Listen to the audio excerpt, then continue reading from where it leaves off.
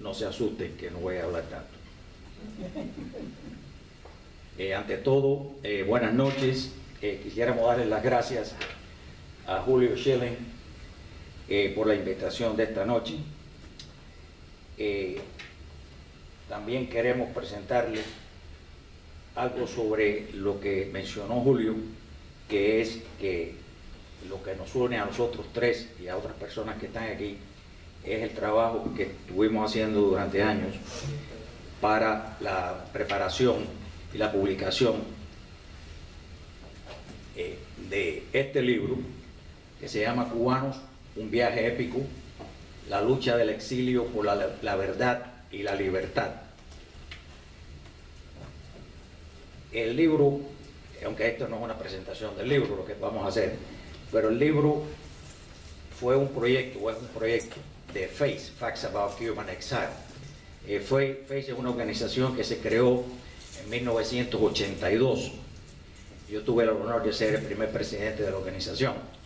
Y si ustedes recuerdan, los que llevan años aquí en el exilio, durante los años 70, los cubanos aparecían, estábamos en una lucha, pero los cubanos en la prensa, en 20 lados, aparecíamos como posiblemente una de los grupos de inmigrantes en los Estados Unidos que habían tenido mayor triunfo, sobre todo desde el punto de vista económico. Y entonces ocurrió el caso del Mariel, que después hablaremos brevemente sobre eso, y de pronto nos vino arriba todo el mundo. Y se decidió en el año 82 crear una organización como la han tenido los judíos durante cientos de años, no cientos de años, pero más de 100 años en los Estados Unidos, que es contra la difamación. Y nosotros tratamos de seguir, como ellos lo han creado, para tratar de preservar nuestra imagen, nuestra historia, y en muchos casos salir a la defensa del exilio. Quisiera tener la oportunidad de presentarle a otro de las personas que han estado involucrados en este proyecto. Atrás al final tenemos a Emilio Palomo, que es en este momento el principal, el presidente de FACE, el que era el presidente y dos de los que participaron en el libro y también son muy activos en FACE, que es el doctor Leonardo Rodríguez y el ingeniero Armando González. Armando, estoy seguro que muchos de ustedes lo leen en su columna de El Nuevo Herald. Esta noche, como dije, no vamos a hacer una presentación sobre el libro, pero sí utilizamos lo que hemos aprendido en la investigación que hicimos para producir el libro. Nosotros estuvimos trabajando durante más de 3 años en esa investigación y primero hace 3 años y pico sacamos este mismo libro en inglés que se llama Cubans: An Epic Journey, y después hicimos la traducción al castellano y el grupo nosotros les puede decir que pasamos más trabajo en la traducción que escribiendo el libro inicialmente.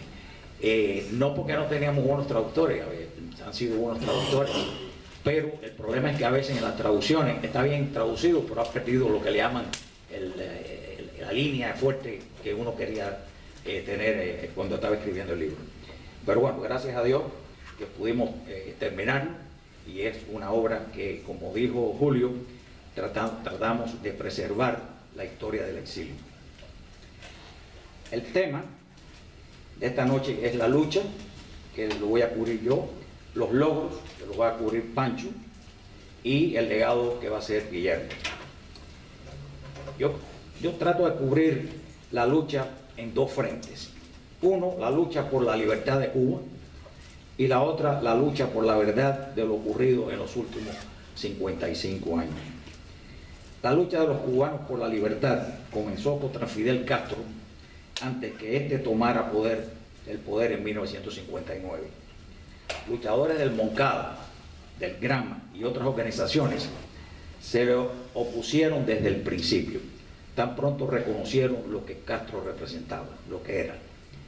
Una vez en el poder y desenmascararse, comenzó la rebelión en la granja, dentro de Cuba.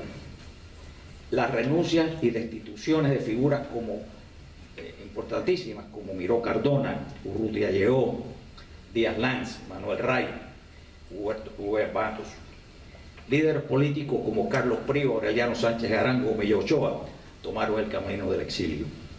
Comenzaron a luchar contra el castrismo el directorio estudiantil revolucionario, Gutiérrez Menoyo, Rolando Cuela.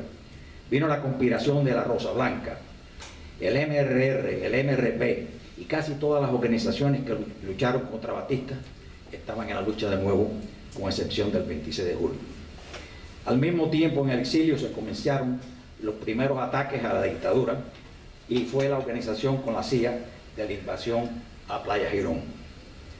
El resultado nefasto de Playa Girón fue debido a la traición del presidente Kennedy, reduciendo la ayuda y participación del gobierno de Estados Unidos, buscando poder negar la participación americana en la invasión.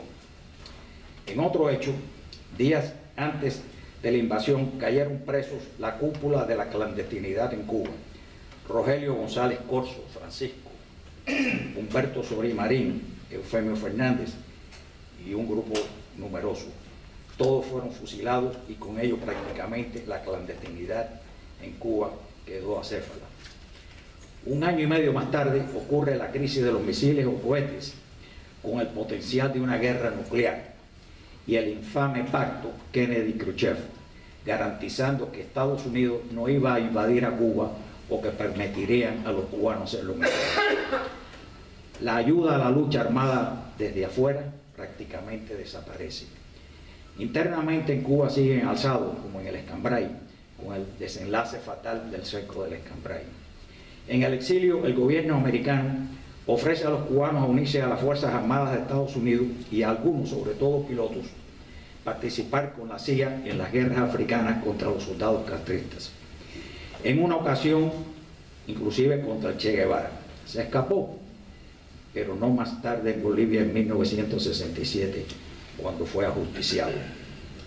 La ayuda armada del gobierno de Estados Unidos a través de la CIA a algunos grupos anticastristas como el MRR, Santiaguito Álvarez, que es uno que ha estado luchando toda esta época.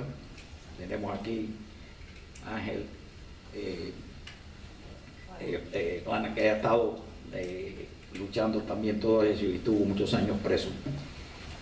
Duró mientras Robert, la parte de lo que fue la ayuda armada, duró mientras Robert Kennedy fue secretario de Justicia, fiscal general, y vino el gobierno de Lyndon Johnson, que paró toda la ayuda. Podemos decir que esos dos eventos, la invasión fallida y el pacto Kennedy-Khrushchev, sellarían la esclavitud de Cuba por más de 55 años. En 1965, Castro abre Camarioca para recoger en botes a familiares. El gobierno de Lyndon Johnson lo para y crea los vuelos de la libertad, con un salto de 173.000 refugiados que duró hasta el año 73, y se promulga la ley de ajuste cubano. Eso fue para Castro una válvula de escape. La lucha continúa con los ataques a Cuba, escasas armas por el movimiento nacionalista cubano, Alfa 66, Comandos L y otras organizaciones. Cambia la estrategia y comienza la guerra por los caminos del mundo.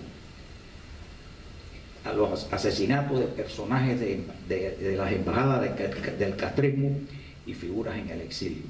Unos anticastristas como José Elías de la Torriente, Rolando Maferrer, otros acusados de agentes de Castro como Luciano Nieves, Ramón Donésteves y el atentado contra Emilio Milián. En 1976, el asesinato en Washington, D.C.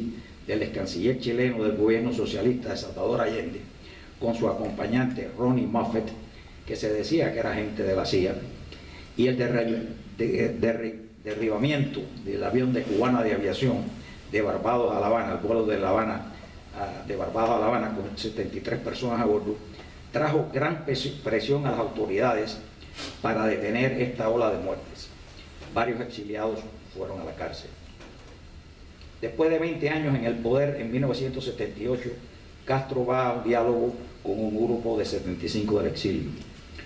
Resultado, 3.600 presos políticos salen de Cuba, apertura a la reunificación de familias y el incidente de la Embajada del Perú, donde más de 10.800 personas se refugian, conlleva al éxodo del Mariel, otra válvula de escape donde pudieron salir 125.000 refugiados.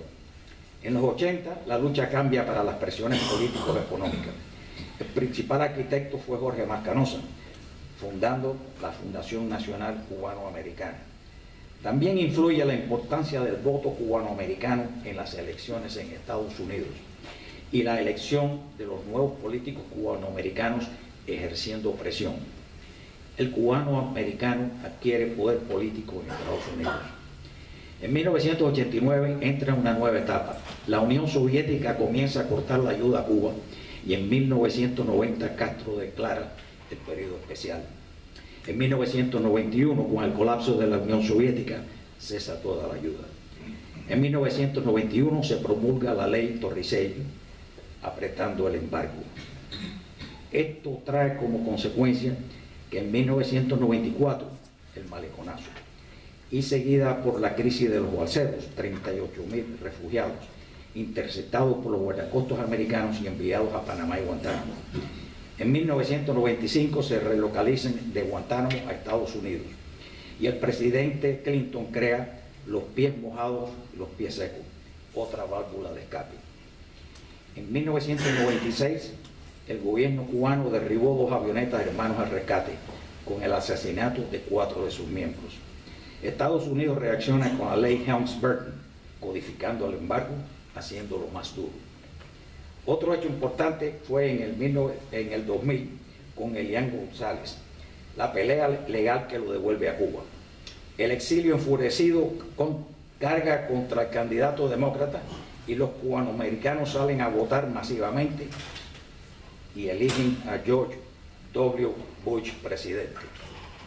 Si ustedes creen que George W. Bush no estaba consciente, hubo un caso interesante que en su primer viaje él va a México, George W. Bush como presidente, y Jorge Ramos le hace una entrevista y le dice, creo para ponerle en una situación difícil, preguntarle a un político, ¿es verdad que los cubanos le dieron el triunfo de la presidencia?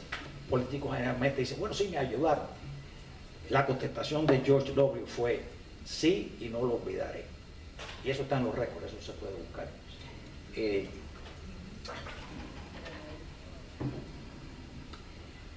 Las luchas clandestinas dentro de Cuba continúan a través de todo este periodo.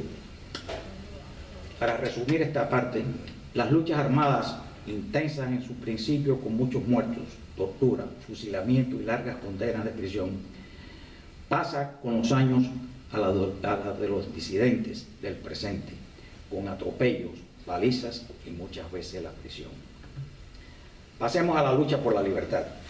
Los cubanos hemos luchado contra la propaganda pagada por el gobierno de Cuba, los comunistas y pseudocomunistas de todo el mundo, la izquierda trasnochada y los tontos útiles.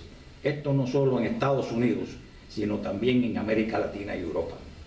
Hay un frente compuesto por los arriba mencionados con una prensa liberal de izquierda, las universidades e intereses económicos. Esta lucha comenzó desde la Sierra Maestra con los artículos de Herbert Matthews en el New York Times. Matthews murió, pero el New York Times no ha cambiado. En muchos de los grandes diarios, como The New York Times, Washington Post, Los Angeles Times, Chicago Tribune, y en muchos casos, inclusive The Miami Herald, que ha cambiado con las nuevas generaciones, revistas como Time, Newsweek, todas estas organizaciones en la mayoría de sus artículos y editoriales han sido simpatizantes de la dictadura castrista. Pero también hay que citar a muchos periodistas que han defendido la causa del exilio, entre ellos americanos como Jules Dubois del Chicago Tribune, William Buckley del National Review, un gigante del pensamiento conservador en Estados Unidos, en España Gastón Vaquero, en Latinoamérica Guillermo Martínez Márquez, padre de nuestro colega Carlos Alberto Montaner, y periódicos como el diario Las Américas y por supuesto la radio de Miami, la WQA, Mambí y otras. Y también transmitiendo para Cuba Radio Martí desde 1985 y TV Martí desde 1980. Indiscutiblemente, la lucha por la libertad y la verdad continúa, aunque los gobiernos de Cuba y Estados Unidos, y muchos en el exilio, pretenden que ya no hace falta. Amén.